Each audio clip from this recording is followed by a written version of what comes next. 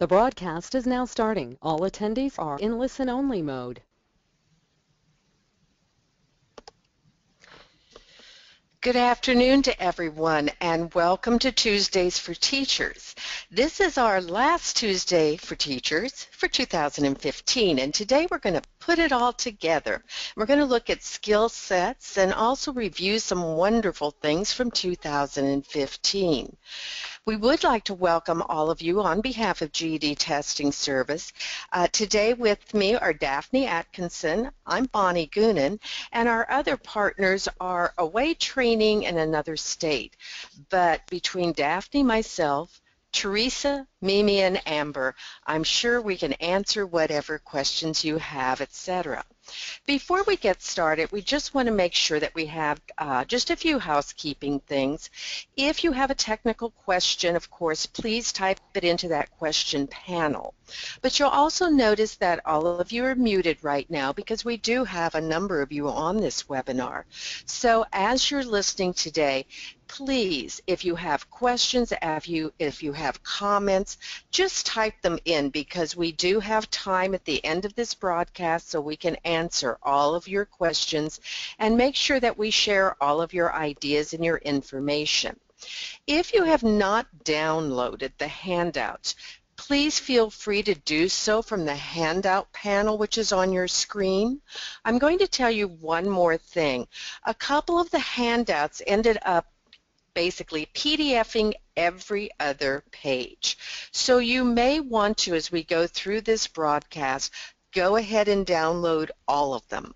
That way you're going to have all the information that you need that we will be talking about today.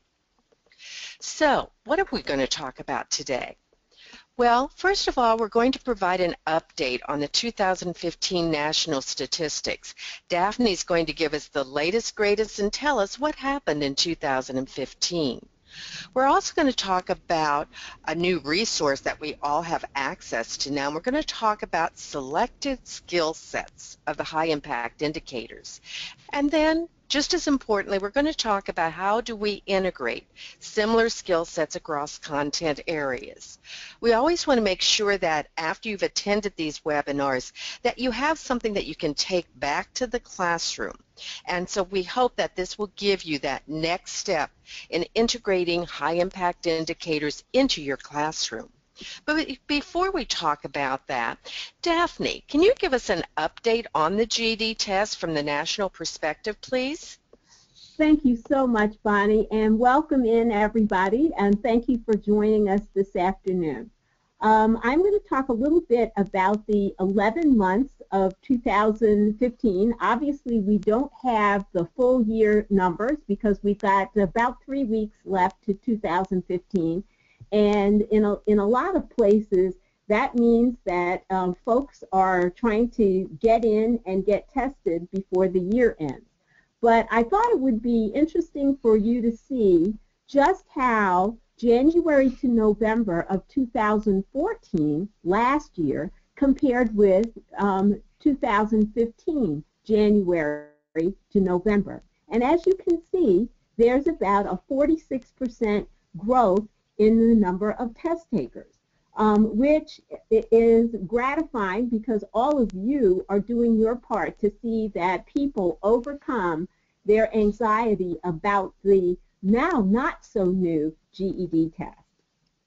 Next.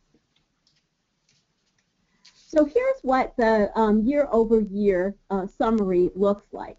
We've had, as I said previously, we've had about a 46% increase in the number of test takers. We've had a 29%, a little bit more modest increase in the number of completers. And there's a really good reason behind that. Now that people are not under a lot of pressure to take all or register and schedule all of their GED tests at one time, people are, young test takers in particular, are opting to register and test when they're ready. So that means that the completer list is going to be a little bit less robust than the test taker list. Happily, passers are up about 62%.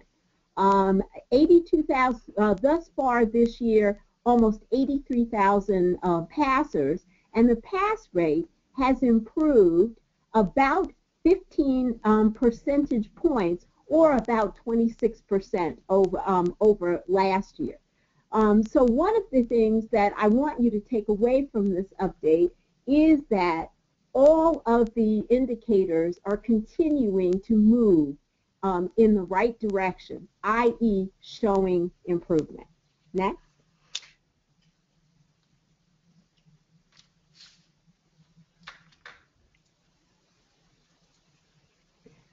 So let's take a look at the results by content area for 2014. Not surprisingly, math, if you look at that top row, which indicates the percentage of test takers that were below passing, as you can see, RLA and science, and to a lesser extent social studies, all indicate, all were pretty much on track in terms of what we thought the distributions would be in terms of passers and non-passers. But math stood out with a 44% of test takers falling below passing. So let's take a look at what 2015 looks like. That 44% of below passing in math has happily dropped to 36%. And we've also seen improvements in the percentage of folks below passing in RLA, science, and certainly in social studies.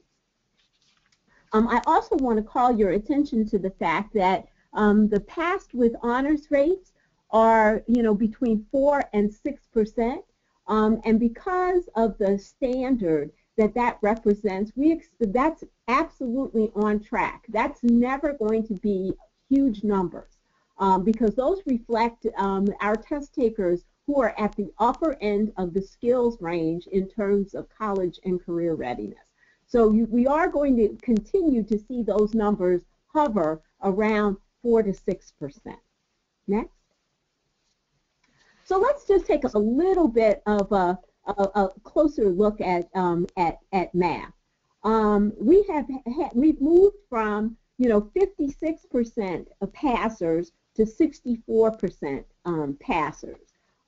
We've had a 7 percentage point increase over last year in those coming in at the high school equivalency level, and a 1% increase of those showing up at the honors level.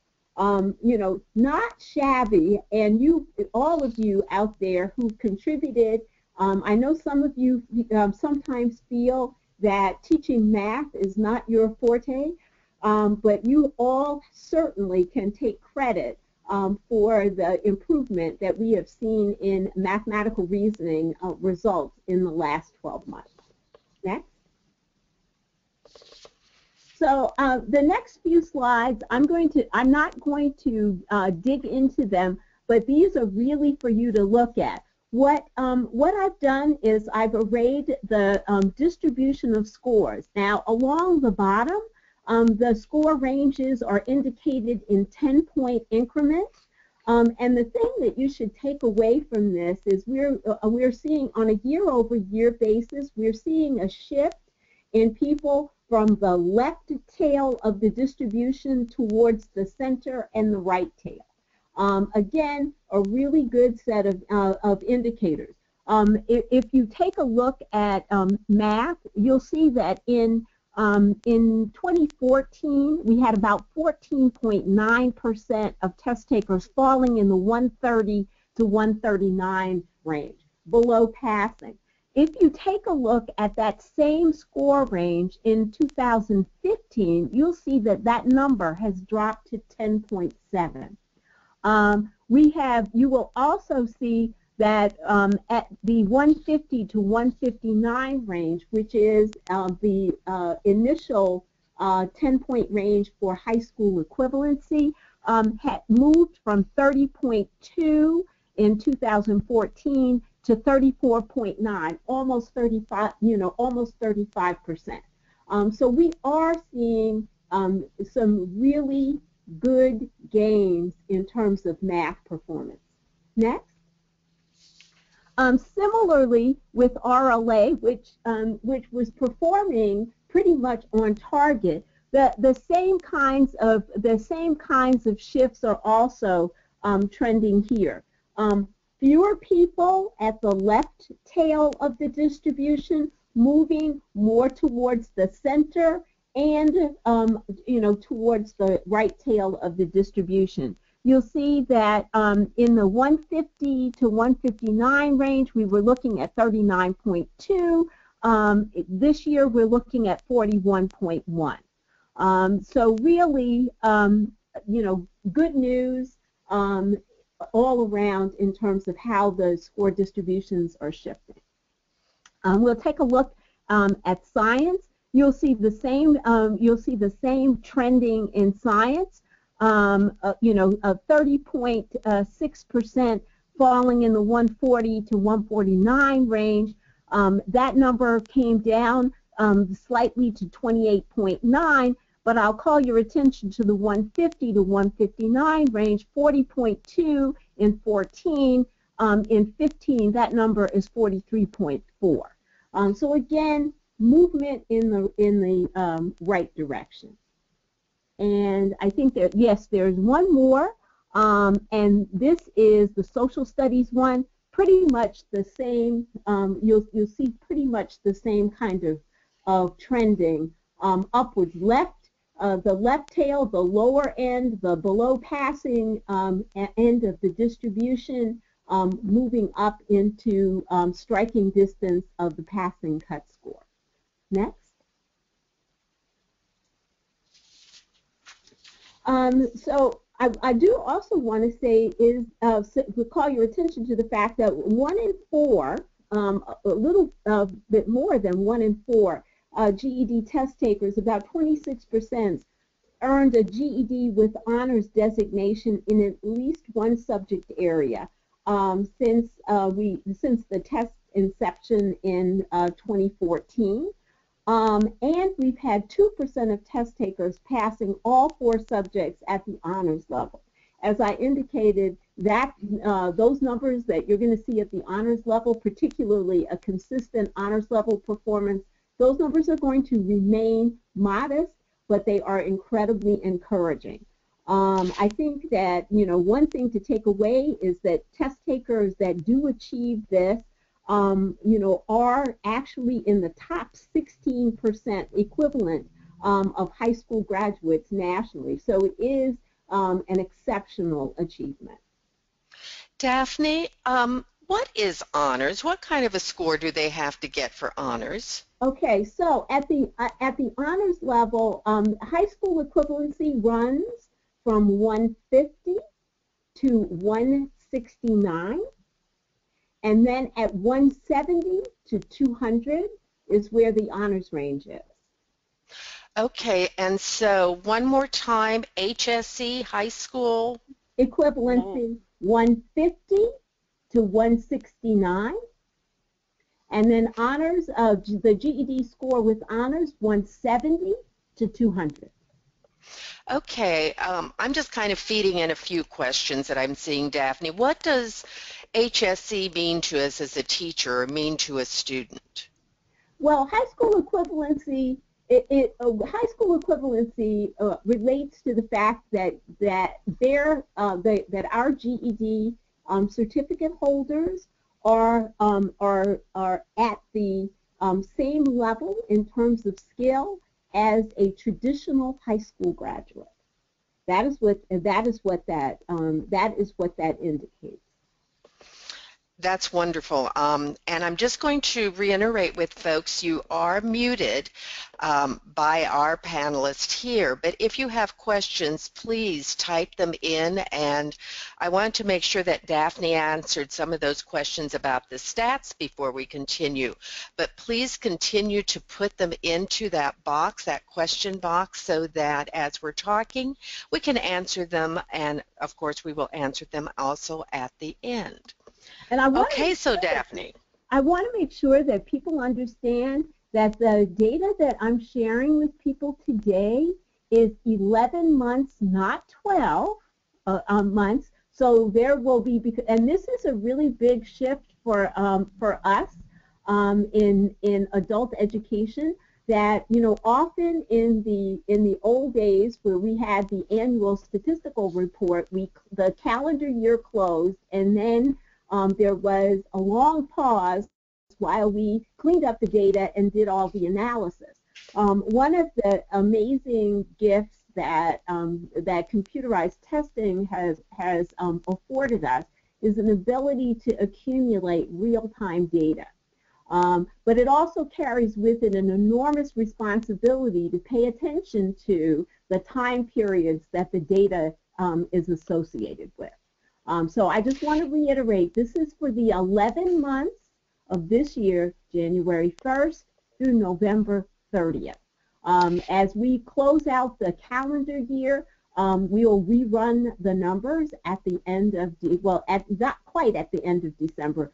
Usually it takes about a week to 10 days for the numbers, the no-shows, cancellations, reschedules to be factored into the numbers and for them to be available. But within the next 6 weeks or so, we'll have a really good view of what the year, how the year ended. Daphne, we have two more questions about the stats, which I'd like you to just share some answers with.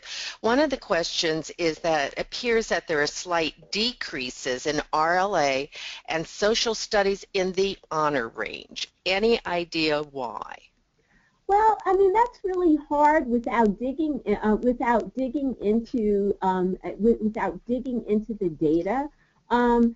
Sometimes what we see in testing programs is we see the people who are best equipped are the people who come to the testing pipeline early, and so they kind of raise the bar for everybody. And then the kind of rest of the the rest of the pipeline follows suit, and those may be people whose skills are good and are solid, because I am not taking anything away from high school equivalency, because really our bread and butter is still in high school equivalency. As you saw, those folks that are operating at the honors end of the range are going to be a very small part of our testing population. And I don't want our test takers, nor the folks who work, so diligently with our students, to ever feel that the folks at the high school equivalency level are somehow, not something less than they should be, because that isn't the case. So I think that sometimes what you see is early. I think you see people who are highly skilled coming to the testing pipeline earlier, and then the testing pipeline sort of leveling out as the folks who are in mid-range in terms of skills come to the pipeline. Okay, Daphne, if you would like, we're going to do a few more questions for the actual stats, because I think it's appropriate here, if that's okay with you. It is okay. One of the questions we have is, we see that these are national statistics. Are there statistics for individual states as well? Yes, there are, and those statistics are disseminated by the GED administrator and the GED state office in each state, and everyone has very different reporting periods that they use to report the data, and so we believe that states are the closest to their data, and it is most appropriate for them to provide that data to you, along with explanations and details that really, when you're front and center with a testing program in the state, you're privy to. So we focus on the national level because that's a level that it is difficult if you're in a state to have, and so that's where we at GED Testing Service can really add value. But yes, okay. you can get those statistics by speaking with your state office. Wonderful. Another question came in, does the number of test takers represent individuals or number of total tests taken? No, it represents, unlike the old days, which I do actually remember because I was with the testing program 5.5 years ago, that when we really couldn't tell you who was a unique test taker. So we actually separate out, when you see test takers, those are individuals. When you see us use the words test volume, those refer to the number of content tests given. So I did not include the content tests given because I thought you, in particular this audience, would be more interested in the number of individuals. Okay, a couple other questions. Have any of the honors students been surveyed to see if they have different study techniques? You know, we have a very active, I can't exactly say that we have or haven't. We do have a number of active research projects going on, and one of the things, you know, I do want to say is we are very interested in getting underneath the characteristics of our student populations by segment.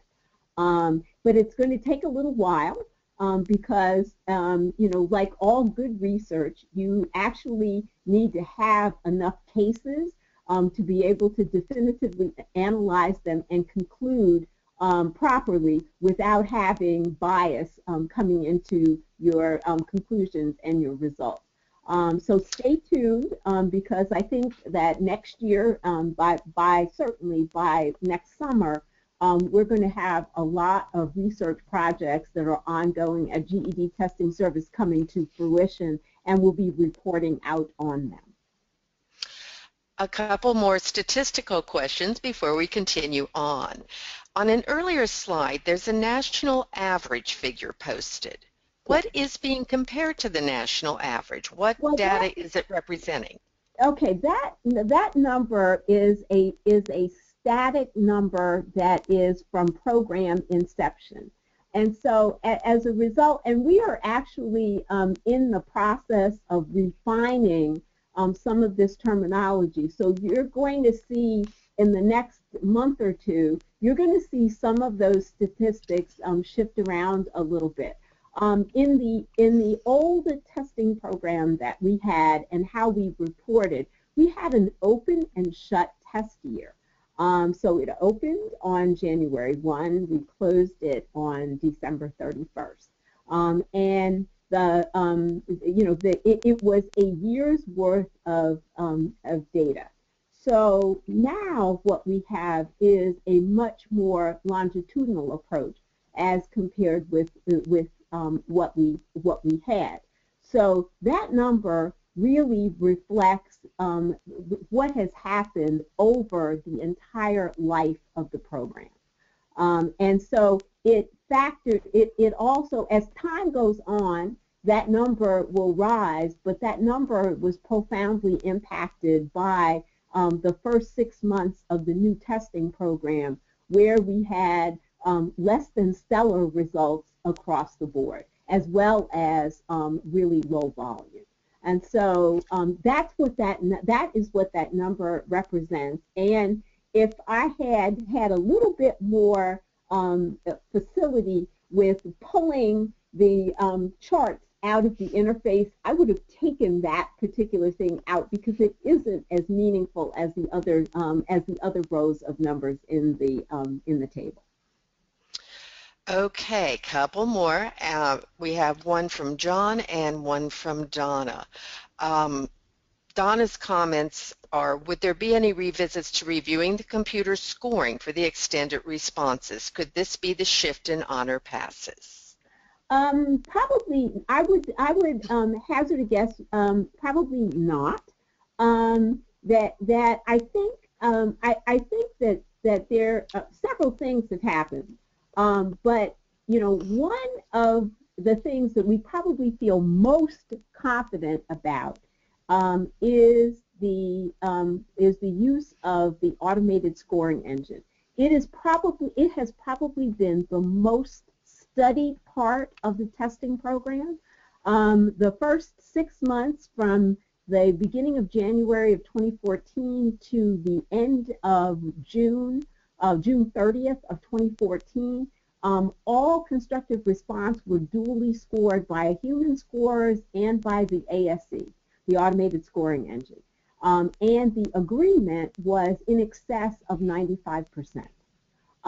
We have occasionally received some challenges about scoring, and when delivered to human scoring, human scorers, the human scorers absolutely concurred with the automated scoring. So I don't think it's that. I do think that there is an adjustment period associated with constructive response. Because this is a kind of writing, evidence-based writing is something that, heretofore has not been emphasized as heavily in education, and a lot of people are not as experienced as they need to be in terms of doing this kind of writing. It's also, as Bonnie and Susan have done on numerous webinars for us this year, it's also a life skill.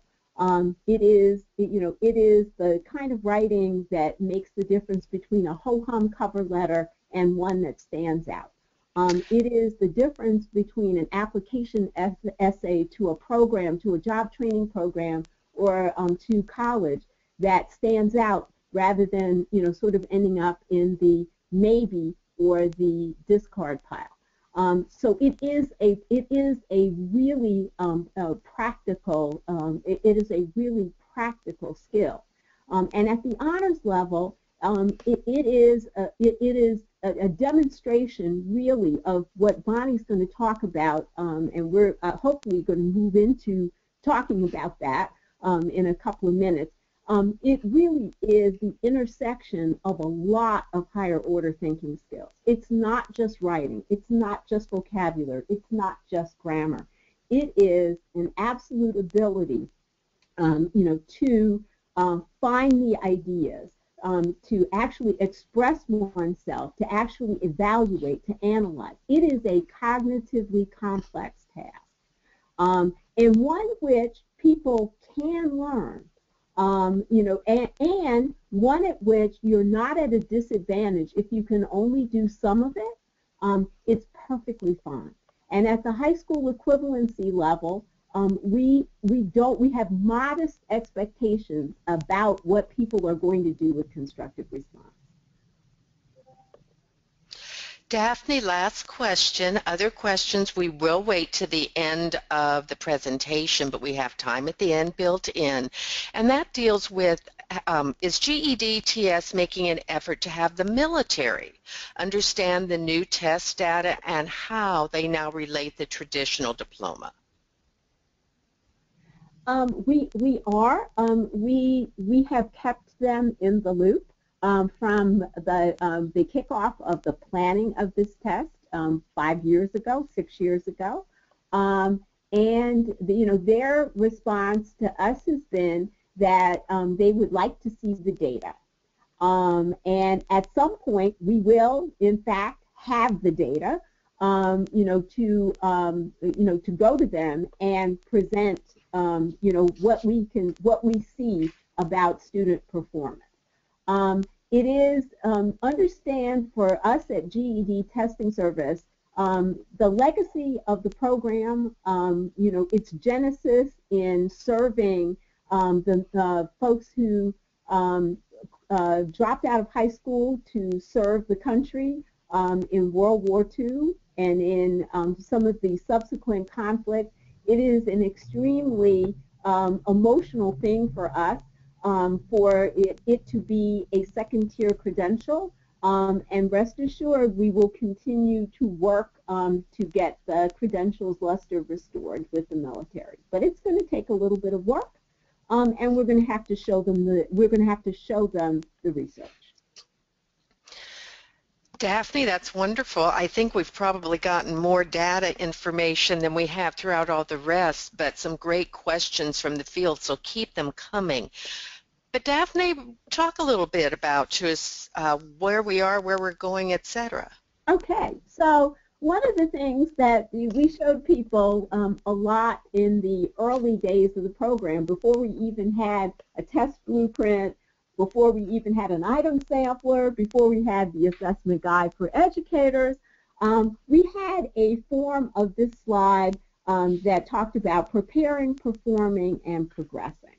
And what I wanted to do here is to remind people of the promise that GED Testing Service made to the field about what we were planning to do.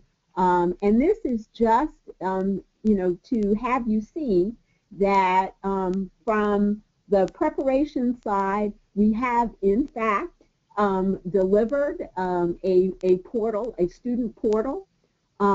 We have also, we are in the process, we've completed some of the work, but the publisher alignment, if you go to gedtestingservice.com, you will see a new publisher page that it has the first crop of publishers that have undergone a third-party alignment study.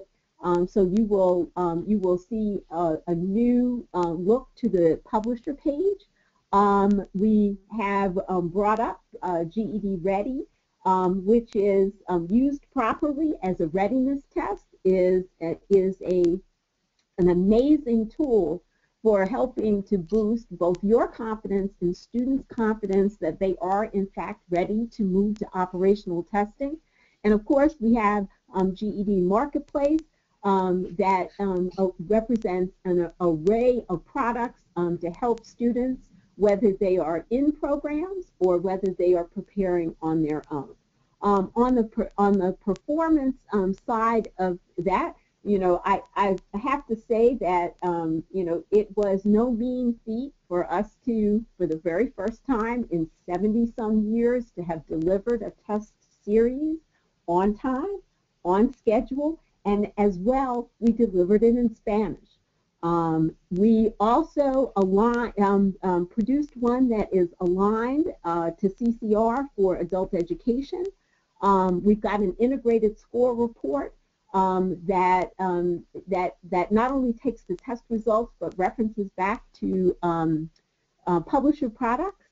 By and large, same-day scoring. I will tell you that when you sometimes see a delay in students receiving their scoring, sometimes it's because the automated scoring engine has kicked out their constructive response for human scoring.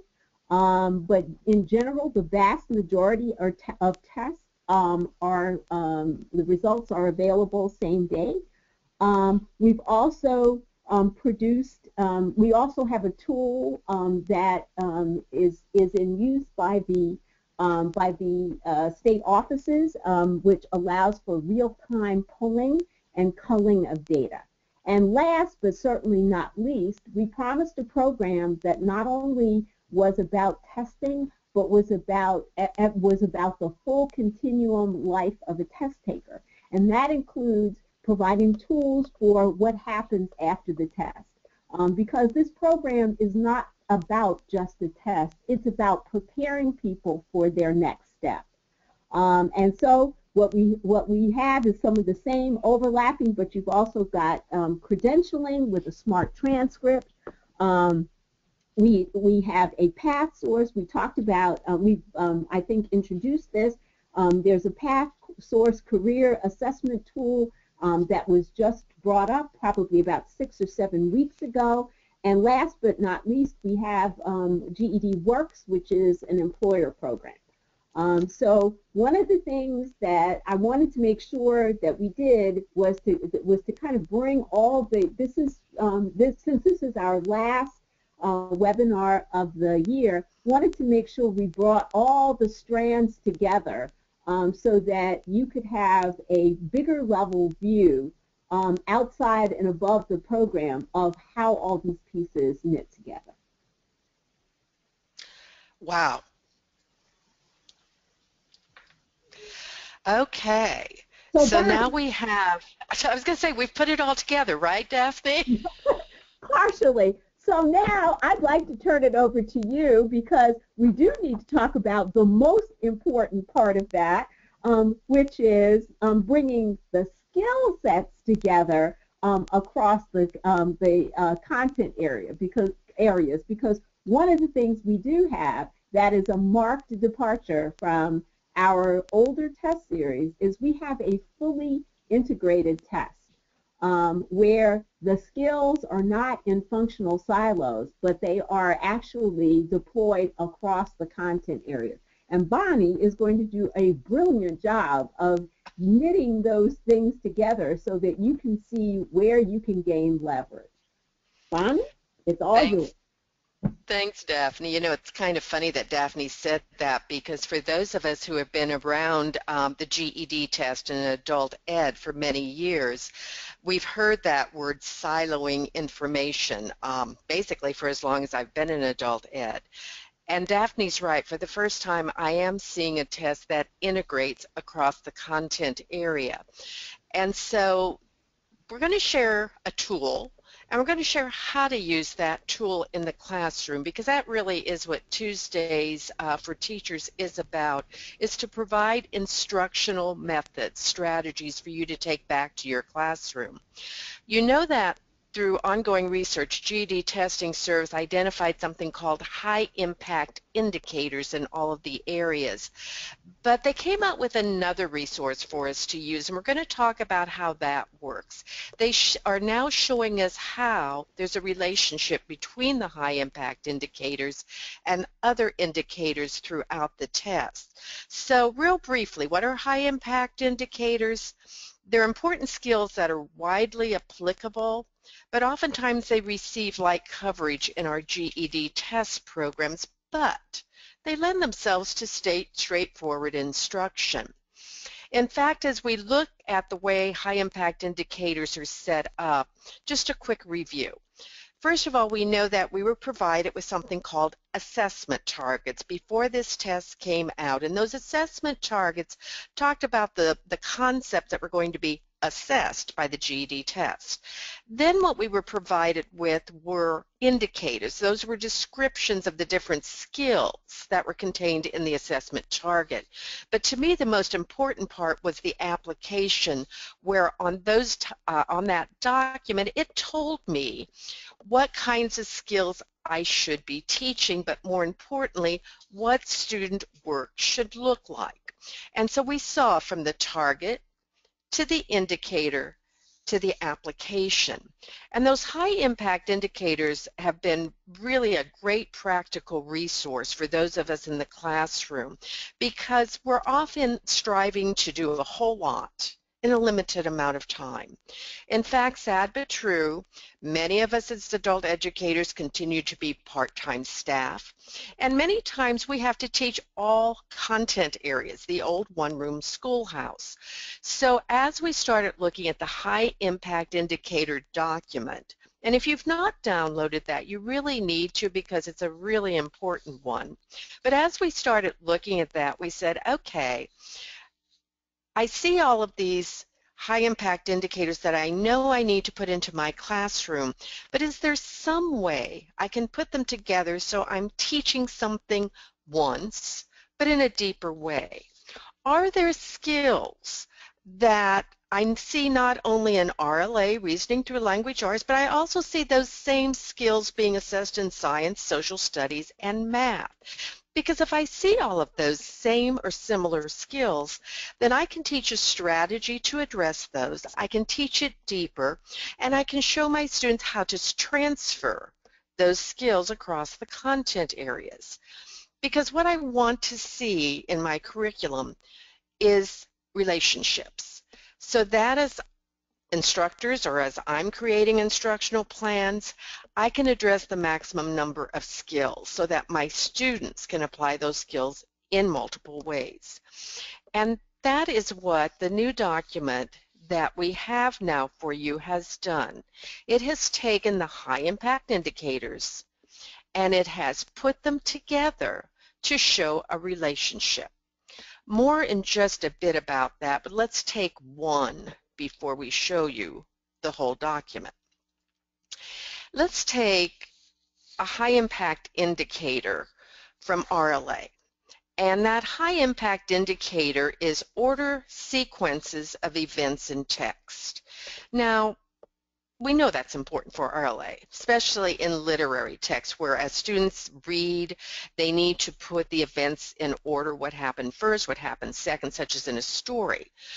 But if I take sequencing into social studies, I can see that that same skill, that same indicator is very necessary for success in social studies, where my students may need to see chronological structure of a historical narrative, or maybe they have to sequence steps in a process. Well, that same thing, ordering sequences of events, is also really an important indicator in science. If you think about how students in science have to read information and they have to reason from data or evidence to draw a conclusion, that's a sequential approach. And not to be outdone, it would be really a mess if our students were not able to sequence how to set up a problem in math. Because there again, math problems don't always start with a number that goes into the equation, first, second, third, but rather our students have to search for and recognize where is that entry point for solving a problem. And so if I look at that one high impact indicator, I can see that the same strategies that I use to teach it in RLA, I should be able to transfer over to social studies, science, and math. Therefore, using my classroom time, to the very, very best that I can. In fact, just think about your day. Sequencing is important, whether it's in an academic area or if it's in our workplace or in our daily life. And there again, very similar strategies.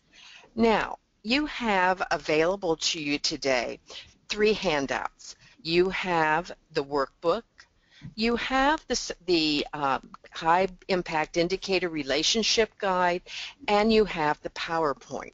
What I want you to do is pull out your workbook, and we will pull it up on the screen in just a moment, but I want to take just a couple high impact indicators and show you what are some strategies you can use in the classroom.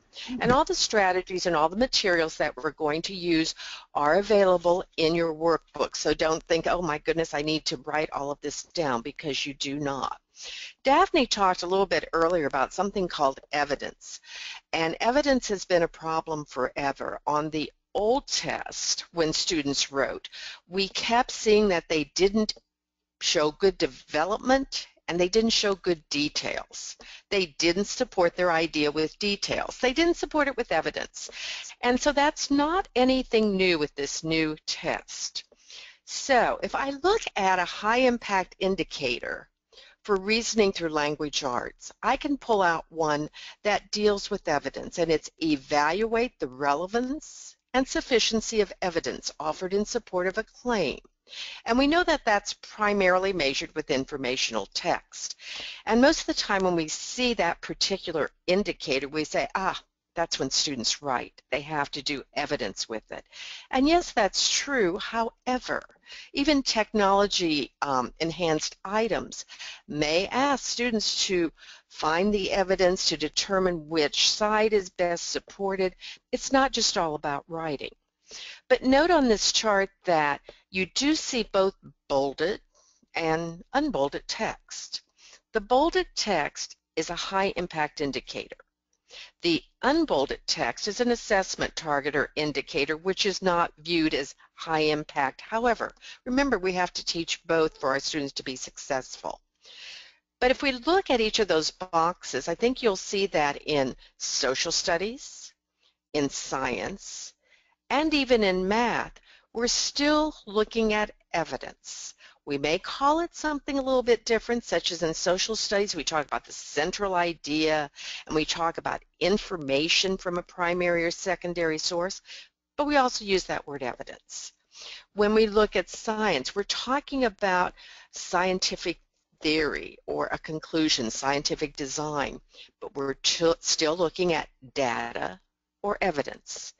And of course, when we're looking at math, we're looking for sometimes missing information or the information that's required to solve a problem. That's still evidence. And if our students cannot locate evidence, then we're not going to have them doing very well on this test, but even more importantly, they're not going to do well in real-world situations. So, where do we see evidence on the test? Everywhere, across all content areas. So, the way the high impact indicators are set up is like this, where we're given an indicator and we're told what to look for in student work. If I'm just given an indicator, I'm trying to decide how I'm going to set up my curriculum to make sure I cover that. I really have no clue exactly what I should be teaching. But if I look at what the students should be able to do, then all of a sudden I have my objectives for my lessons. And you can see on this slide that from that indicator, it gives me very specific things that a student work or a student should be able to do for me. That's high impact indicator for RLA. Again, it's all about evidence. If I dig down just a little further for social studies, again, when I look at what the students should be able to do, I'm looking at very similar skills to what I was looking at in RLA. I'm looking at whether that student can find the evidence. Can that student find relevant evidence? Single pieces, multiple pieces. Can that student differentiate between relevant and irrelevant? And bottom line, can the student use evidence to support or challenge the author's conclusion? Boy, that sounds like constructive response, the extended one from RLA. Very similar skills. When I look at science, again, when you look at what to look for in the student work, identify and explain why evidence supports a claim or solution. Nothing different than what we've really seen in reasoning through language arts and social studies. The source texts are different, the content may be different, but what a student needs to be able to do with it, to be able to find the evidence and explain why it's relevant or irrelevant or why it is best supporting, all the same across those three content areas. And when we dig just a little bit deeper into math, again, missing information, missing evidence. The evidence needed to solve a problem. Oftentimes when my students would get into math, they would see 5 numbers in a math problem, and they'd use all 5 of those numbers whether it was necessary or relevant evidence or not relevant. It's just the joys of teaching students math problem solving. So when I'm looking at this newest document that shows relationships, what I'm able to see is that crossing the content area. And it looks very similar to what you're seeing on this screen right now, where the high impact indicator of RLA is listed there, and then in the same chart it relates indicators from other content areas. I don't know about you, but for me, this would be a great place to get started in connecting strategies so that I can teach a specific lesson and show students how to transfer from RLA, sometimes to social studies, science, and mathematical reasoning, sometimes maybe to just one or even 2 of the areas. But that way I am maximizing my time in the classroom. I hope that's making sense, because for me this was an absolute, the first time I saw it, and it has just recently come out, but the first time I saw this I thought, aha, this is something that I can really show how things connect. I can show students how just because they're learning something for science does not mean that it doesn't have meaning in the other content areas. But as an instructor, it gives me so much more bang for my buck because I'm able to teach the strategies much more deeply.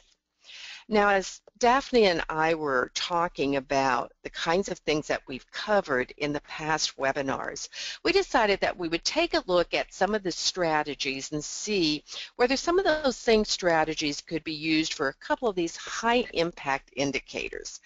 And we've done a lot with evidence. We've done a lot with evidence because our students continue to have difficulty in not only identifying evidence, but using evidence. So we decided for this specific high impact indicator that has a lot of relationships, we would talk a little bit about a strategy to search for, cite, and connect evidence. If you were with us in the evidence workshop, there may be a couple things that look a little bit familiar, but we're going to dig just a little bit deeper. When I first started working on workshops for getting ready for this GED test, I thought our students would have no problems finding evidence. But it became very clear very quickly that our students saw evidence as only facts, statistics, and they didn't see evidence as anything else. And although facts and statistics are wonderful pieces of evidence, they're hard evidence, they're the type of evidence we want to see, there are other pieces of evidence. And I'm going to show you in just a moment a text excerpt that GED Testing Service provided us. And if all I wanted to do was see facts, hard facts, or statistics, I'd have a hard time finding the evidence. So our students need to understand that evidence can be presented in many, many different ways. Yes, facts or statistics, but it also can be quotations, paraphrases, summaries that we can present it at. But when we're looking at what evidence actually looks at, there are many, many types. Now, when you're looking at what is evidence, depending upon the expert will depend upon how they divide this. But generally speaking, there's factual evidence, statistics or data. There are anecdotal or examples. Sometimes we call them real-life situations or stories or experiences. There's also expert testimony, that kind of evidence that comes from someone who is believable. If I'm working on some type of health issue, I may have expert testimony from a physician who's very well known in the field. There's also evidence which is called logical reasoning, and that's a type of explanation which, draws conclusions that the reader understands. And then there's also that emotional appeal, which is a type of evidence. And that one's a little shaky sometimes for our students because they want to go back and say, but I think I feel. No. Remember, we're looking always at evidence that comes from the source material. So when I'm looking at teaching a strategy for finding evidence, first of all, my students need to understand what evidence looks like. And the best way to do that is to have them read something and identify evidence from a source text. So give me a moment. I'm just going to quickly pull up the guide. For those of you who may not have that guide, I wanted to show you just a little bit of what you have. This is the information resources guide for today. And so you may be saying to yourself, well, I really like that different guide there, that different chart, but how do I write it all down, or it's too small on the PowerPoint? In the guide, you'll notice that you do have this chart. And I really like that quote at the top, evidence isn't the same as proof, whereas evidence allows for professional judgment. Proof is absolute and incontestable. But when you look at this chart, you'll see the different types of evidence, the definition, and then you'll notice that last little column there has samples supporting an author's claim. Well, where did I get that?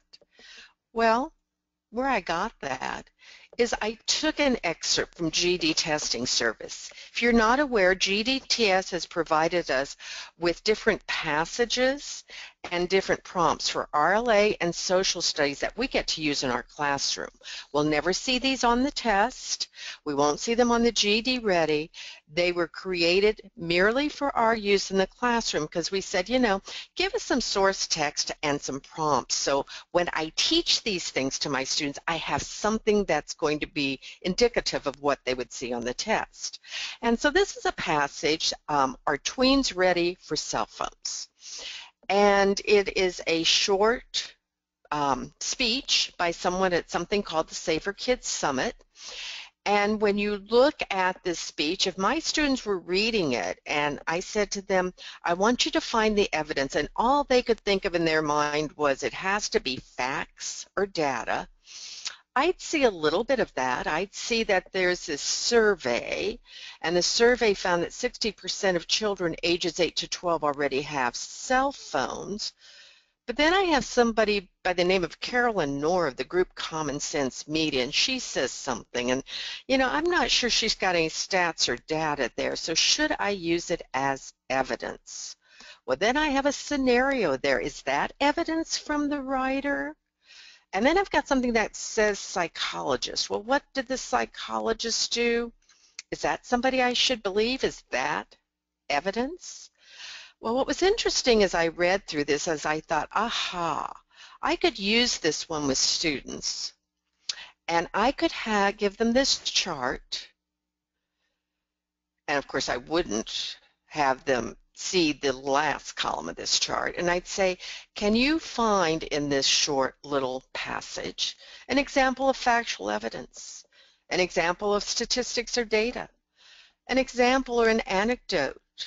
Can you show me some expert testimony, some logical reasoning, some emotional appeal? And I guarantee that if they know what these are, they can find all of these in just one example. Now, if our students would have that kind of knowledge of evidence, then when they go to write the extended responses, they're going to have so much more, effective evidence, relevant evidence to back up their claim. The only thing I see with this is that they need to understand very clearly that all of the evidence comes from the source materials that they're given to read. It still does not come back from their own I think, I feel, I want. But what a great resource to teach evidence and how it is more than just looking at facts and data. So, where's the evidence? One quick activity to show them where the evidence is in one activity that you can do in the classroom. Now, I can take that same process, and of course I can use it in science articles, social studies articles, because remember, on Reasoning Through Language Arts, 75% of that test is nonfiction. So students may be reading science articles, social studies articles on that one test. One other strategy that can go across the content areas is state, cite, explain. Because when our students do any type of writing, be it extended response or short answer, we want them to state their claim or argument. We want them to cite the evidence from the text, what led them to the idea, but then we want them to explain. When some of you were asking about, is, the extended response not doing as well? I think extended responses are getting better and better. However, many of our students are still back to stating an argument or a claim, citing what led them to support that, but they have not gotten to that next step, that third step of explaining the evidence. If you were with us during some of our writing workshops, you'll know that this strategy was talked about then, and for those instructors who have implemented, they said, what a difference for their students, because for the first time they know what's expected. Like any strategy, of course, we want to model it first, so very quickly with this particular strategy, if I have them read, and you have this particular article also in your guide, and it's an article about a highway that's going to be built, and it's going to go around a town. And the question is, will that highway and transit bill be beneficial? And our students get to read two source texts. One of the source texts is by a congressperson who supports the bill and provides her reasons. The other is a letter to the editor by a person in the community, an expert, we would say, in what's happening in his community. And so students need to determine which side is better supported. And so if I'm modeling this particular process, I'm going to have them read the two stimulus materials. And an important step, which again I think sometimes our students forget to do, is we want them to really find the evidence for both sides. For some of my students, they prefer highlighting. Sometimes we circle. The bottom line is I want them to be able to identify the evidence for one side as well as the evidence for the other. Note that we haven't even written a claim yet because we can't. We need to know what the evidence is. Because without citing that evidence first, I cannot decide which side it's going to be. So in this particular strategy, which does cross all content areas, after the students read and find the information in the text that's going to help them develop their claim, they would use this graphic organizer to first state the claim, the idea they had about the text. Next, I would show them how to cite the evidence. So the idea they had about the text and cite the evidence that led them to that statement or that claim. And since they have highlighted or circled the evidence, that's really easy to do because the evidence is there. The last part of this particular strategy is that they need to explain how each piece supports the idea. So if I'm saying the highway is a great idea and I give this, I'll say the highway is a great idea because it is going to promote the economy. And I cite some piece of evidence that shows it, I have to explain how that evidence does support the economy. Again, a piece that's missing in many of our students' writing. And then, of course, I want to put it all together. This one specifically deals with RLA. And the question that I tell my students is the Highway and Transit Bill beneficial?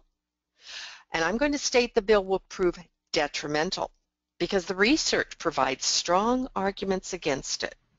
So I'm going to have to come up with evidence that provides strong arguments against the bill. Let's say I cite improving the highway means jobs for local construction workers. Well, that sounds like a good thing that I've just cited. However, I need to explain why. And my explanation is improving the highway means local jobs for local construction workers, but because those construction jobs are temporary, they're not going to create a boom in the district's economy. So the bill's going to be detrimental. Now that's a strategy that works not only in RLA, but also in social studies. Because in social studies, they also have to be able to develop an argument and they have to incorporate relevant and specific evidence. The same strategies I used for RLA, I can use for social studies.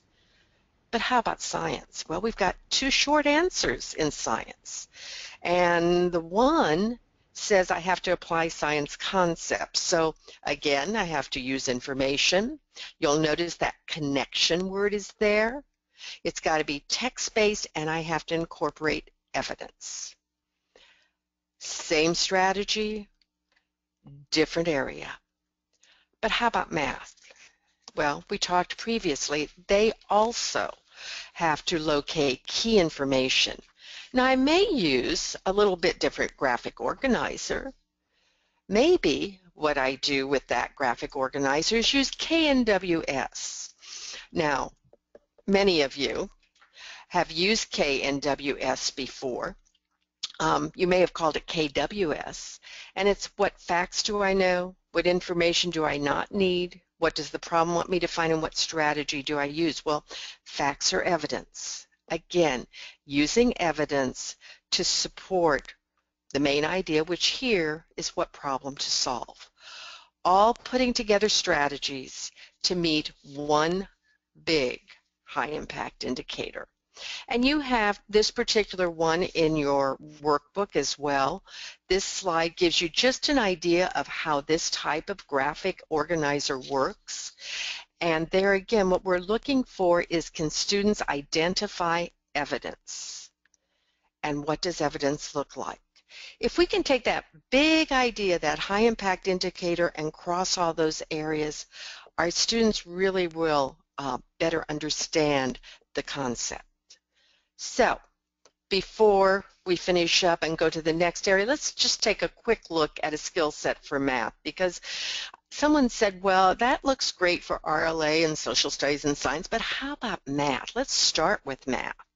And a high impact indicator for math is calculate and use ratios, percents, and scale factors.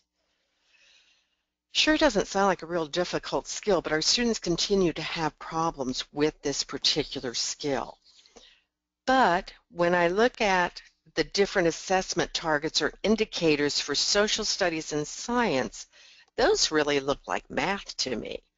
Social studies students have to be able to calculate the mean, median, mode, and range of a data set. And in science, they have to apply formulas and describe a data set statistically. Well, it sounds like they have to be able to calculate and use such things as ratios, percents, and scale factors. So here again, it's the same. I can teach students how to interpret graphics and scale factors. I can teach them how to determine statistical data. I can teach them how to apply formulas and, of course, use the calculator. Remember, they have access to the calculator in science and social studies as needed. All the same thing, one big skill, one big indicator that crosses 3 different content areas. So, just to give you an idea of how it works. So how would you get started?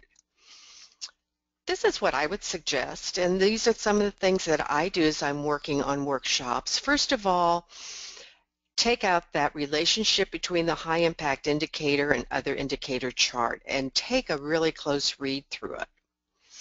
And as you read through it, I want you to think to yourself, what are some of the strategies and resources you currently use to teach high impact indicators? Because we don't have to come up with something new. Most of the time we're already doing these things.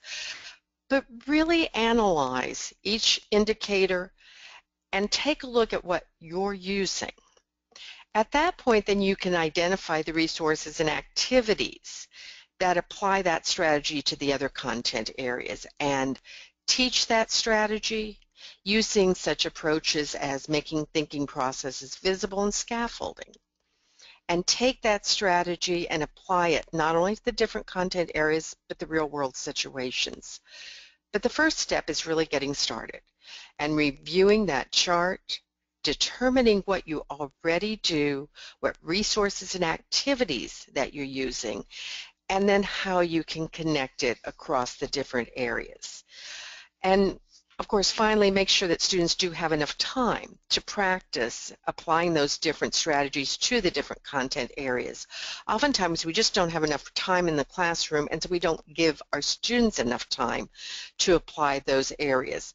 But because you're teaching the related skills this way, I think what you're going to find is you're going to have more classroom time. So your students will be able to more deeply understand those things. But sometimes it's not about just using those things in our classroom. And so we want to spend just a couple moments looking at a few resources. Many of you today have been with us before this year on different of the webinars. Please know that the webinars from the year are archived on GED Testing Service. And so all the different strategies that we've had, all the different workbooks, the webinars themselves are all there for your use. So you may say, oh, I remember there was this strategy they talked about in science, and that would really work well for this particular high impact indicator.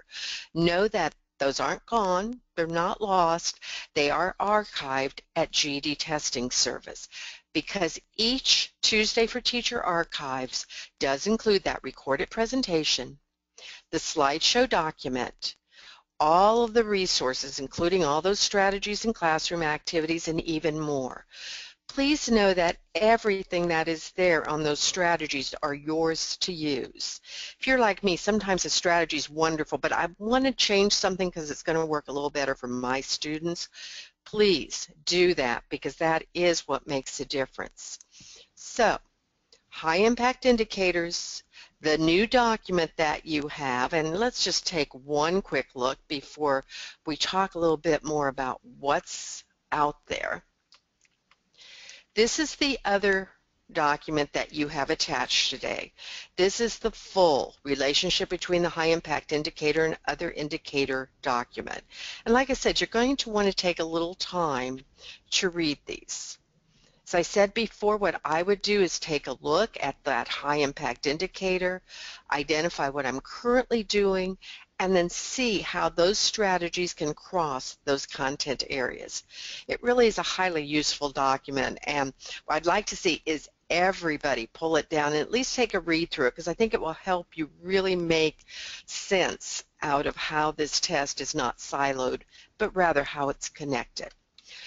But we're coming to the time where we want to not only share a few more things with you, but also spend a little bit of time, because I know we have a few more questions. Daphne, before we go to the questions, can you give us just a short update on some of the resources that all of our participants should be accessing? Absolutely, Bonnie, and thanks for that. One is that you absolutely must have GEDtestingservice.com bookmarked. And this is your go-to resource for all things GED and all things really instructional related. So, do make sure you bookmark that. Okay, can you give me my next one? The one thing I want to also make sure that I emphasize is that a lot of people accessed the assessment guide for educators in its earliest form. We've had several revisions since then.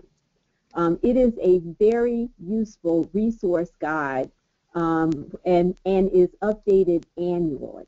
So this is not the Great American. Those of you who have been to some of the trainings that I've done, I talk about it as do not read this as the Great American Novel, because that is not what it is. But what it is a fantastic resource if you have a question. And if you even want to ask us a question for clarification. The other thing to absolutely have a copy of handy, either in electronic form or printed form, is the performance level descriptors, all 3 performance levels, all 4 content areas. This is the roadmap for understanding what your students need to know and what your students are demonstrating, and should be used really most effectively in conjunction with the high impact indicators. I also want to call your attention to the fact that there are a number of tutorials. We have an ongoing piece of research, the cognitive labs, that uncovered as its earliest finding that some of our test takers arrive at taking the test or taking even GED Ready, and they've never even had the experience of understanding how the questions are presented in the interface. There are a number of tutorials that can give students a really good idea of what to expect. Because the last thing that you want in terms of providing the impetus for really good student performance, they can't be seeing things for the very first time on test day.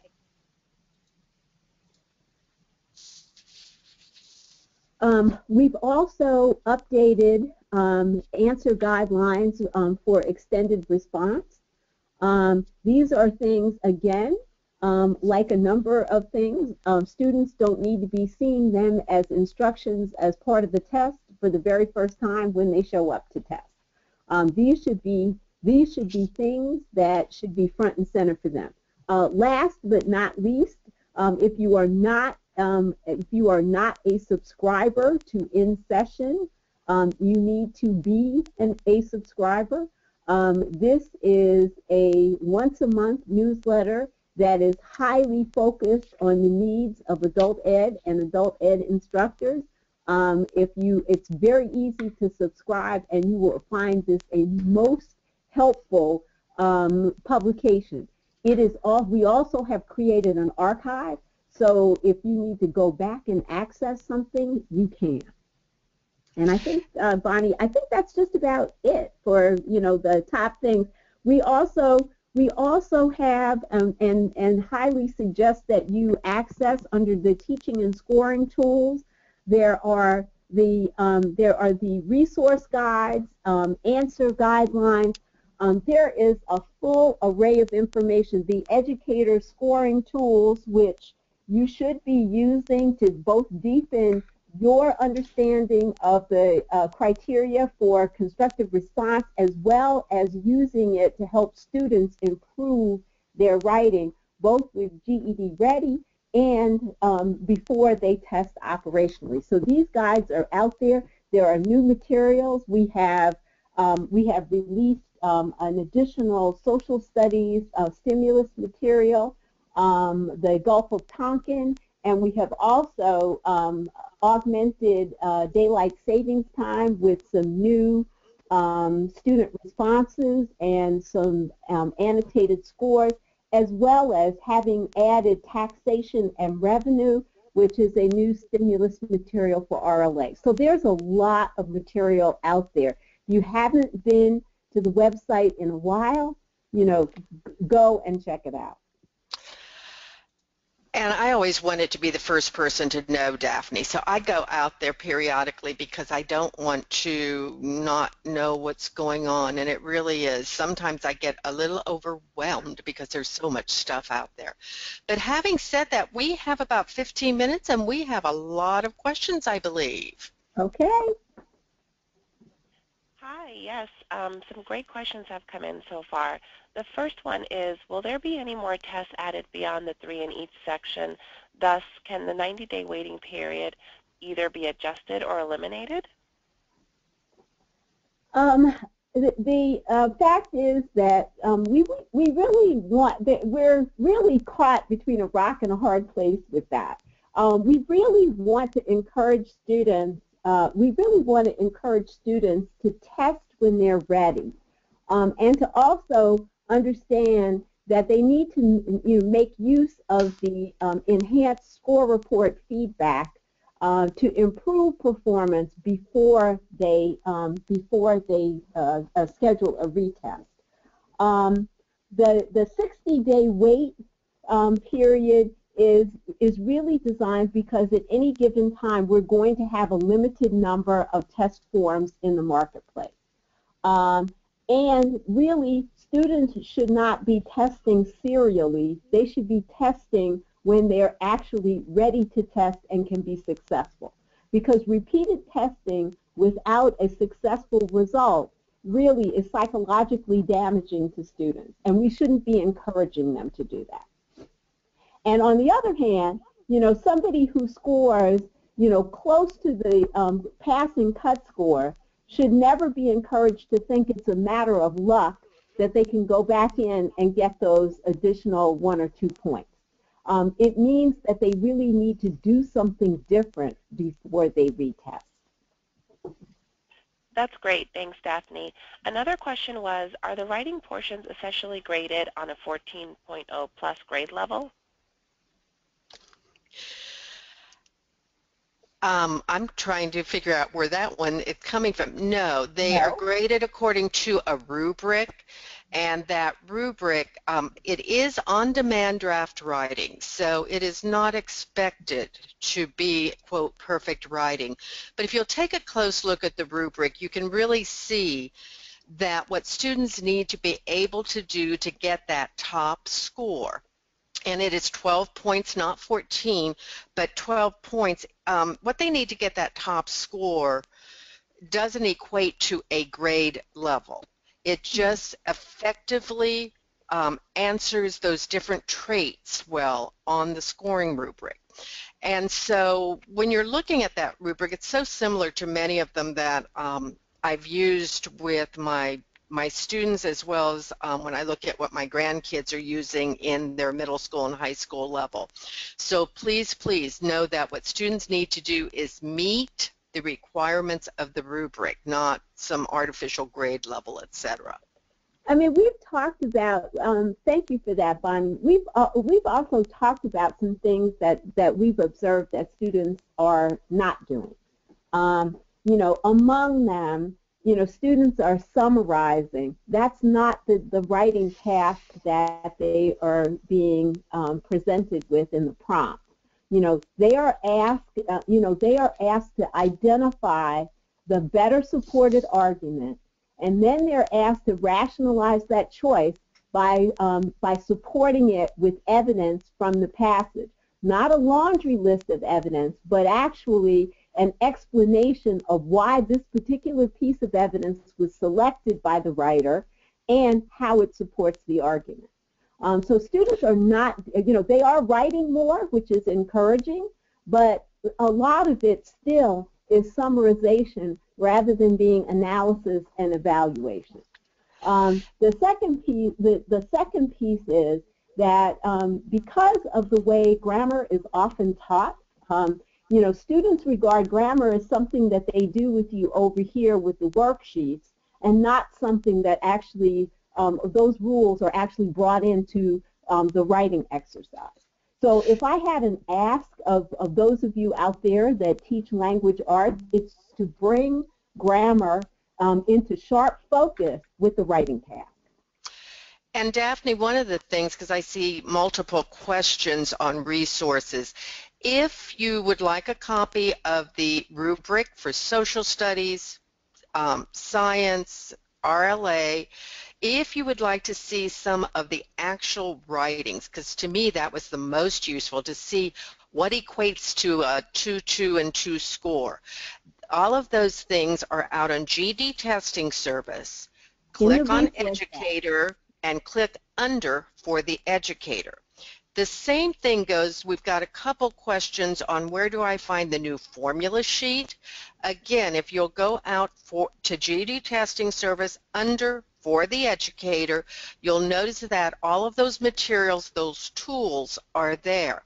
And please, please make sure you do have the latest, greatest formula sheet, because what I'm finding as I'm doing trainings is we have a number of instructors who have said, I didn't know that formula was available for them, or I didn't know that I could read actual samples written by adult students to see, you know, what equates to this score or this score. They are such usable tools for us as teachers, so please, please do that. I also wanted to make sure that I also said that because they've already started to be shipped and delivered, that the formula sheet can actually be accessed in the testing appointment two ways. One, it can be accessed from the computer interface, but it also can be accessed through a laminated board that we just finished producing and distributing to test centers. So for those students that possibly told you that the formula sheet took up too much real estate on the screen, we actually have a laminated board version of that that is available when the students check in for their testing appointment. Let me add to that, because that clicks in. We have a couple folks who said that students are having a difficult time with the online calculator, not online, but the calculator that's part of the test. Students can use, for both the GED Ready and the operational version, the handheld Texas Instrument calculator on those questions that allow a calculator. So they do have two choices, one using the one that's part of the test, one using a handheld. And actually also within the last 2 months, there is now an embedded calculator in GED Ready. So if students want to access the embedded calculator in GED Ready, it is now available. Okay, I know we have quite a few more questions, so can you give us another one, please? Sure. Another question was, are the students who receive honors in all 4 subjects in the top 16% of high school graduates? Yes, that they are equivalent. Yes, they are equivalent in terms of their accomplishment to the top 16%. Yes. Great, thanks. Another question was, have any of the honor students been surveyed to see if they have different study techniques? It is. I am certain that it is probably on. It is probably on one of the research agendas, because one of the things that we are focusing on is trying to segment and understand the testing population better, to actually come back to you with some feedback about that, so that some of the things we find can be addressed in the instructional context. So stay tuned. You know, it takes research is one of those things that takes a critical mass of cases in order for us to actually do the kind of thorough analysis and valid conclusions, to be able to draw the valid conclusions. So a little patience. Give us a minute.